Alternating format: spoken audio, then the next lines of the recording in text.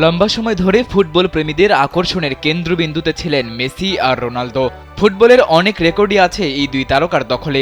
কিছু রেকর্ড তরুণ ফুটবলাররা নিজেদের দখলে নিলেও বেশিরভাগ এখনও অক্ষুণ্ণ আছে। তবে এবার অভিজ্ঞ লেভানডভস্কি এক রেকর্ডে নাম তুলেছেন মেসি রোনালদোর পাশে। ফুটবল প্রেমীদের মনে শঙ্কাও আছে ইউরোপের ফুটবল ছেড়ে দেওয়া মেসি রোনালদোর রেকর্ডটাই নিজের করে নিতে পারেন পোলিশ এ তারকা। স্প্যানিশ জায়ান্ট বার্সার পোলিশ স্ট্রাইকার রবার্ট লেভানডভস্কি চ্যাম্পিয়ন্স লিগে ১০০ গোল করার কীর্তি গড়েছেন। মেসি রোনালদোর পরে বিশ্বের তৃতীয় ফুটবলার হিসেবে এই রেকর্ড গড়েন তিনি। লেভানডভস্কির এই কীর্তির রাতে ফরাসি দল ব্রেস্টের বিপক্ষে বার্সেলোনাও পেয়েছে দাপুটে এক জয়। সেই ম্যাচে জোড়া গোল করে চ্যাম্পিয়ন্স লিগে এই রেকর্ডের মালিক হন তিনি।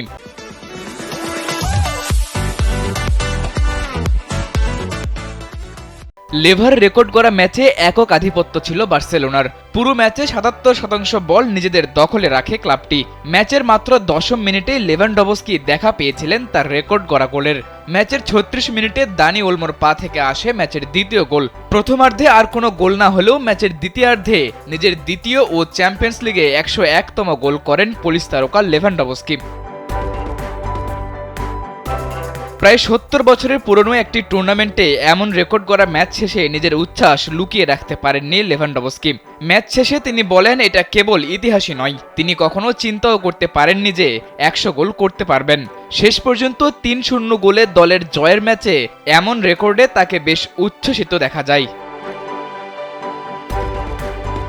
গোলের ব্যবধানে মেসি রোনালদোকে ছাড়িয়ে যেতে পারবেন কিনা তা সময়ই বলে দেবে, কিন্তু সবচেয়ে কম শট নিয়ে চ্যাম্পিয়ন্স লিগে ১০০ গোল করে ইতোমধ্যে পেছনে ফেলেছেন ফুটবল বিশ্বের দুই মহাতারকাকে।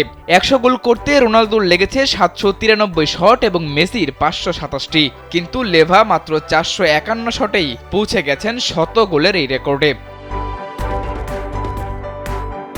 সাদাতুর রাফি, কালবেলা।